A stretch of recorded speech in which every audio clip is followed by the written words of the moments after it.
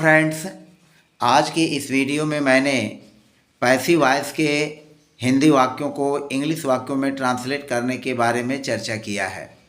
सबसे पहले कुछ वाक्यों को लेते हैं, जैसे मैं चाहता हूँ उसको पढ़ाया जाए, या इसको हम ऐसे भी कह सकते हैं कि मैं चाहता हूँ कि उसको पढ़ाया जाए। दूसरा वाक्य है मैं चाहता हूँ उन बच्चों को बुलाया जाए, या मैं चाहता हूँ कि उन बच्चों को बुलाया जाए। तो यहाँ पर कि लगा भी सकते हैं और नहीं भी लगा सकते हैं। अब इस वाक्य को देखें, मैं चाहता हूँ उसको पढ़ाया जाए, यानी जो सब्जेक्ट मैं है वह केवल यह कह रहा है कि उसको यानी हिम या हर जो है उसको पढ़ाया जाए। अब कौन पढ़ाएगा ये पता नहीं है, यह पता नहीं है कि कौन पढ़ाएगा।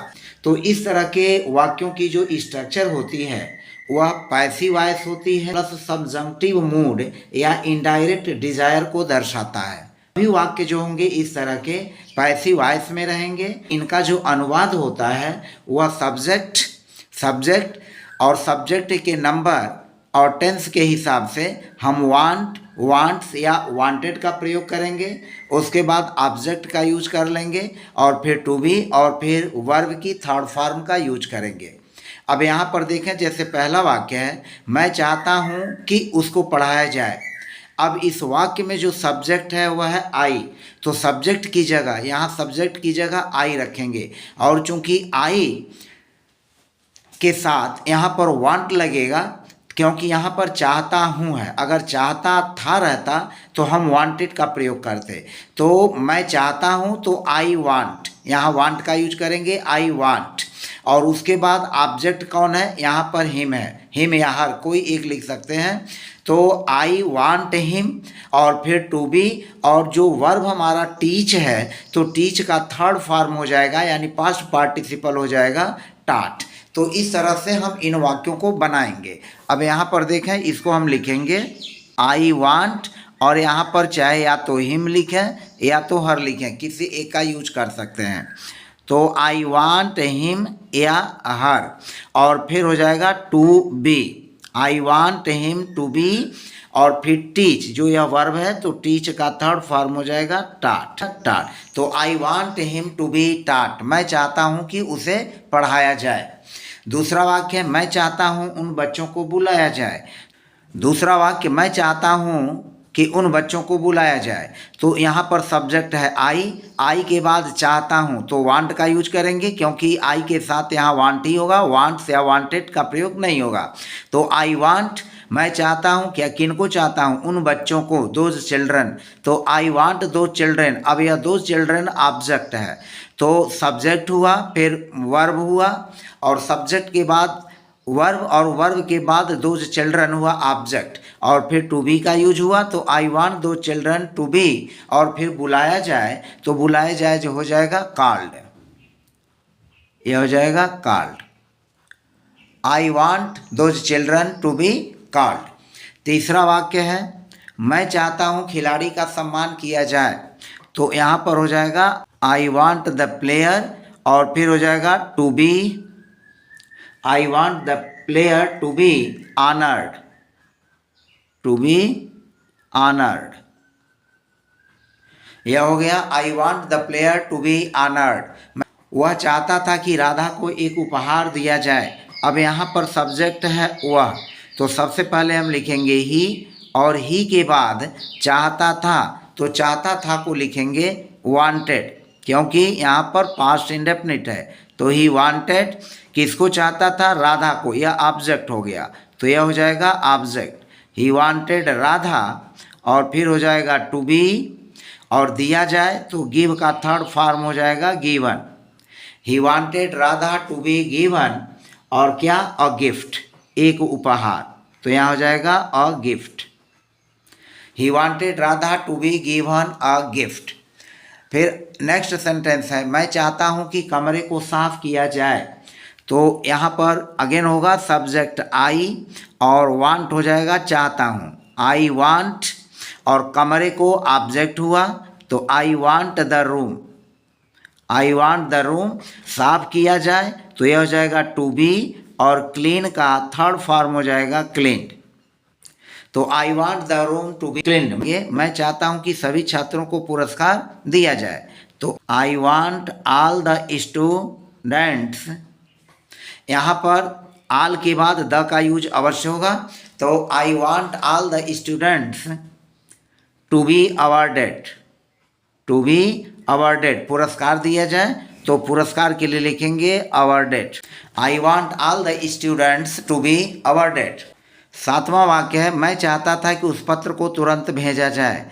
तो मैं चाहता था तो आई और यहाँ पर चाहता था के लिए वांटेड, क्रिया का सेकेंड फॉर्म। आई वांटेड उस पत्र को, तो आई वांटेड दैट लेटर, उस पत्र को ऑब्जेक्ट हो जाएगा। तो आई वांटेड दैट लेटर और टू बी सेंट, सेंड का थर्ड फॉर्म हो जाएगा sent.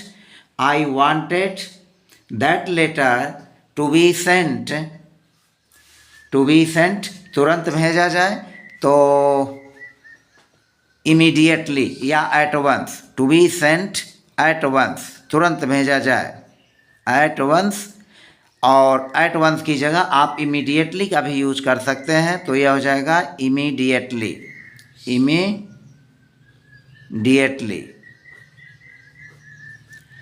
I wanted that letter to be sent at once या इमीडिएटली। वह चाहता था कि बैठक को रद्द किया जाए, तो यहाँ पर लिखेंगे ही वांटेड, वह चाहता था, वह चाहता था। ही वांटेड द मीटिंग, बैठक यानी सभा का, ही वांटेड द मीटिंग और टू बी, यहाँ मीटिंग ऑब्जेक्ट हुआ तो he wanted the meeting to be, रद्द किया जाए तो कैंसिल्ड हो जाएगा, cancelled. He wanted the meeting to be cancelled, वह चाहता था कि बैठक को रद्द किया जाए। वे चाहते हैं कि समस्या का हल निकाला जाए, वे चाहते हैं, तो यहाँ चूँकि वे तो लिखेंगे दे, और दे चूँकि प्लूरल है तो यहाँ पर केवल हम वांट लिखेंगे। दे want the problem, they want the problem, problem हमारा ऑब्जेक्ट का है, या ऑब्जेक्ट हो गया या सब्जेक्ट हुआ या क्रिया हो गई verb. They want the problem और फिर लिखेंगे टू बी, और टू बी के बाद हल करना, तो सॉल्व का थर्ड फॉर्म हो जाएगा solved, to be solved. They want the problem to be solved. फिर नेक्स्ट सेंटेंस है, वह चाहता है कि उस बच्चे को दंडित किया जाए। तो यहाँ पर लिखेंगे ही, और ही चूँकि सिंगुलर सब्जेक्ट है तो वांट में यस जोड़ देंगे, तो he wants that he wants that child to be punished। यहाँ पर दैट चाइल्ड ऑब्जेक्ट हुआ और उसके बाद टू बी का यूज और उसके बाद वर्ब की थर्ड फॉर्म यानी पीपी का यूज पास्ट पार्टिसिपल का पनिश्ड। वह चाहता है कि सभी को जानकारी दी जाए, तो यहाँ पर लिखेंगे वह चाहता है कि सभी को जानकारी दी जाए, तो वह चाहता है ही, और फिर यहाँ पर हो जाएगा वांट्स, ही वांट्स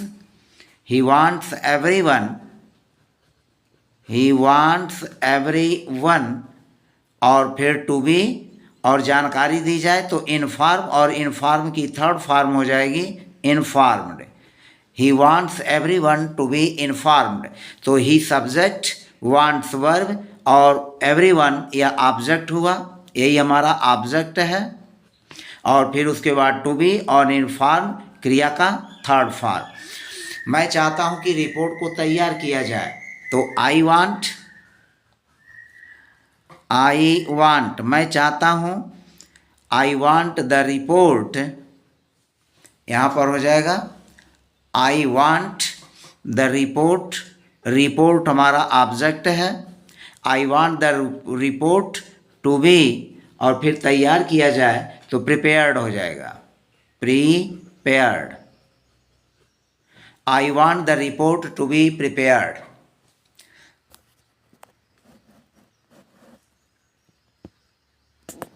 तुम चाहते हो कि मेहमानों का स्वागत किया जाए, यू वांट द गेस्ट्स और फिर हो जाएगा to B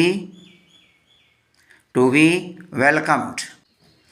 you want the guest to be welcomed, the guest object और टू बी के बाद स्वागत किए जाने यानी वर्ब की थर्ड फॉर्म। मैं प्रेजेंट पार्टिसिपल का यूज़ करके हिंदी वाक्यों को इंग्लिश वाक्यों में ट्रांसलेट करने के बारे में चर्चा करेंगे। लेकिन यह सुनने मात्र से अगर आपको प्रेजेंट पार्टिसिपल के बारे में जानकारी है तो बहुत अच्छी बात है, अन्यथा इतना भर सुन लेने के बाद आप इस वीडियो को स्किप मत करिएगा। बिना स्किप किए हुए पहले इस वीडियो को देखें। हम पहले एग्जाम्पल की बात करते हैं। वह नाचते गाते स्टेज पर आया, बच्चे खेलते कूदते घर लौट रहे थे, मैंने सोते जागते तुम्हारी बातें करते सुना। तो इस तरह के हिंदी वाक्यों में जैसे नाचते गाते यानी प्रेजेंट पार्टिसिपल, खेलते कूदते प्रेजेंट पार्टिसिपल, सोते जागते प्रेजेंट पार्टिसिपल, पढ़ते लिखते प्रेजेंट पार्टिसिपल, चलते फिरते आते जाते हंसते खेलते उठते बैठते। तो इस तरह के हिंदी वाक्यों में जिनमें दो प्रेजेंट पार्टिसिपल का यूज़ किया गया है, यह किस विचार या भाव को कन्वे करता है, पहले हम इसको समझते हैं।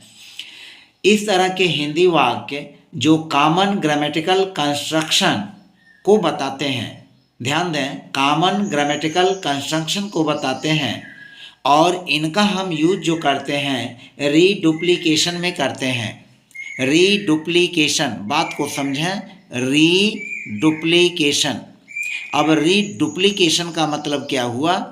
रीडुप्लीकेशन का मतलब हुआ कि जैसे नाचते गाते खेलते कूदते सोते जागते पढ़ते लिखते, इस तरह के वर्ब्स को हम रिपीट कर रहे हैं, बार बार रिपीट करते रहे हैं। नाचते गाते, खेलते कूदते, सोते जागते, पढ़ते लिखते, तो इसे हम रीडुप्लीकेशन कहते हैं।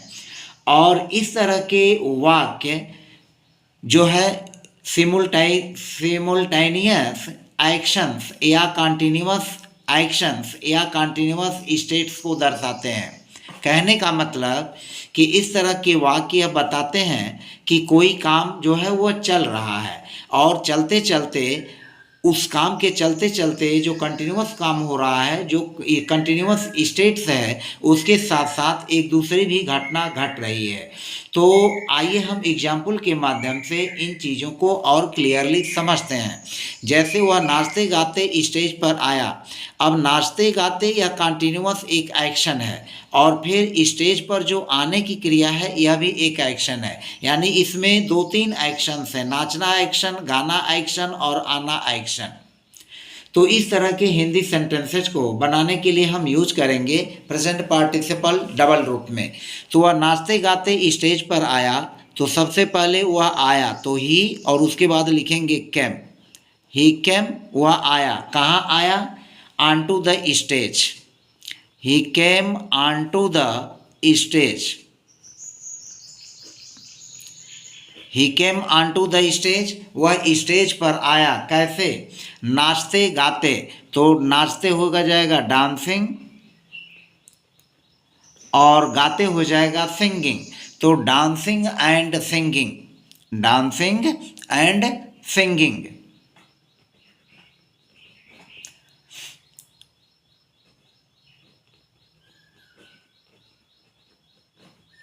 He came onto the stage dancing and singing, वह नाचते गाते स्टेज पर आया। अब यह जो डांसिंग एंड सिंगिंग है, डांसिंग एंड सिंगिंग, यह प्रेजेंट पार्टिसिपल है। तो सबसे पहले सब्जेक्ट, सब्जेक्ट के बाद वर्ब और वर्ब के बाद प्रेजेंट पार्टिसिपल जो डबल रूप में आए होंगे उनको यूज कर लेंगे। अब यहाँ पर देखें, वह स्टेज पर आया, थोड़ा इसको फिर समझते हैं। वह स्टेज पर आया, कैसे आया? नाचते हुए गाते हुए, और इसका मतलब है कि यह एक कंटिन्यूअस एक्शन को प्रदर्शित कर रहा है उसके आने के साथ साथ।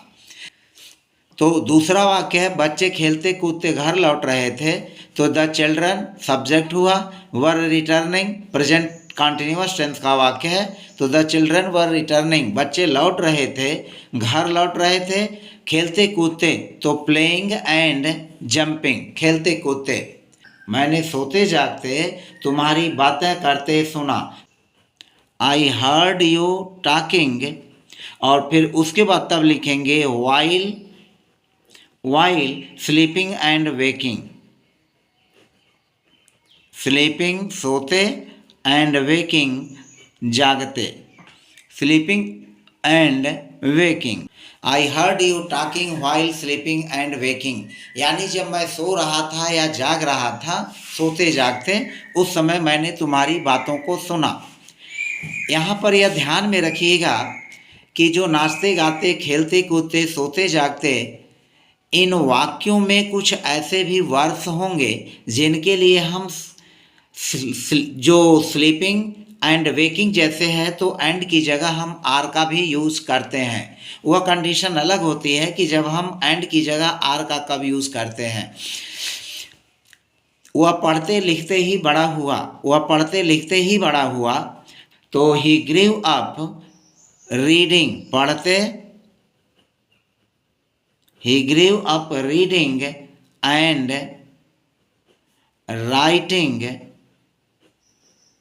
writing only. He grew up reading and writing only. कभी कभी जो एंड की जगह, जो वैसे कि अब मैंने चर्चा किया कि एंड की जगह आर का भी यूज करेंगे, तो जैसे हम कहें कि बच्चे रोते हंसते घर आए, तो रोते हंसते, तो यहाँ कंडीशन बनेगी कि रोते हंसते weeping and laughing. Weeping and laughing simple way में आप लिख सकते हैं, लेकिन बारीकी से विश्लेषण करेंगे तो जो बच्चा रो रहा है वह रोते समय हंसेगा नहीं। हाँ, कुछ देर किसी कंडीशन में रुक करके, रोना रोक करके हंस सकता है, फिर रो सकता है, लेकिन एक ही साथ रोने और हंसने की क्रियाएं नहीं होंगी, तो उस कंडीशन में वीपिंग और लाफिंग का यूज़ करेंगे। वे चलते फिरते दुनिया की सैर करते हैं। दे travel the world, they travel the world, दुनिया की सैर करते हैं। वॉकिंग चलते, walking and moving, walking and moving. वह आते जाते मुझसे मिलता रहा, तो ही केप्ट मीटिंग मी, वह मुझसे मिलता रहा आते जाते। Coming and going, he kept meeting में कमिंग एंड गोइंग। वह आते जाते मुझसे मिलता रहा, तो वह मुझसे मिलता रहा, ही केप्ट मीटिंग में, मुझसे मिलता रहा, कमिंग एंड गोइंग, आते जाते। लड़कियां हंसते खेलते बातें कर रही थीं, तो इसको लिखेंगे the girls were talking, the girls were talking, laughing and playing, laughing and playing, laughing and playing. The girls were talking, laughing and playing. अब laughing and playing यह एक समूह में है, ग्रुप में है, तो हम टॉकिंग के बाद यहाँ कामा नहीं लगाएंगे। द गर्ल्स वर टॉकिंग, लड़कियाँ बात कर रही थीं, लाफिंग एंड प्लेइंग। मैंने उसे उठते बैठते हर बात बताई। आई टोल्ड हिम, या हर का यूज, तो I told him every matter, हर बात, every matter. I told him every matter, rising and sitting. I told him every matter, rising and sitting. उठते बैठते, यहाँ पर राइजिंग की जगह हम गेटिंग अप भी लिख सकते हैं, गेटिंग अप, और सीटिंग की जगह सीटिंग डाउन भी लिख सकते हैं। तो I told him every matter getting up and sitting down. अगर गेटिंग अप लिखते हैं तो हम वहाँ पर गेटिंग अप के साथ सीटिंग डाउन का तब यूज कर लेंगे, सीटिंग डाउन। तो इस तरह से हमने इस वीडियो में 8 एग्जाम्पल लेकर और प्रेजेंट पार्टिसिपल जो डबल रहे उनके बारे में चर्चा किया।